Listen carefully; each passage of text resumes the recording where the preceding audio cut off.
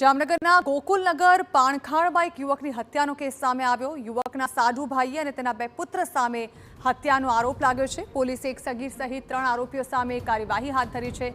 રિસાઈને પિયર ગયેલી પત્નીને બોલાવવા ગયો હતો આ યુવક। વાતચીત દરમિયાન મામલો ઉગ્ર બન્યો અને યુવકની હત્યા કરી દેવાઈ। છરી અને લોખંડના પાઇપ વડે હુમલો કરીને હત્યાને અંજામ અપાયો। પોલીસે યુવકના સાઢુભાઈ અને તેના પુત્રની ધરપકડ કરી છે। એમને પાઇપ અને છરી વડે માર મારવામાં આવેલો હતો અને છાતીથી નીચે ડાબા સાઈડના પડખાના ભાગે છરીના ઘા લાગવાથી આ જે રોહિતભાઈ છે એમનું અવસાન થયેલું છે। અને આ મર્ડરના ગુના સંબંધે Jamnagar city C division police સ્ટેશનમાં ભારતીય ન્યાય સંહિતાની કલમ 103(1)54 તેમજ જીપી એક્ટની કલમ 135(1) મુજબનો ગુનો દાખલ થયેલો છે।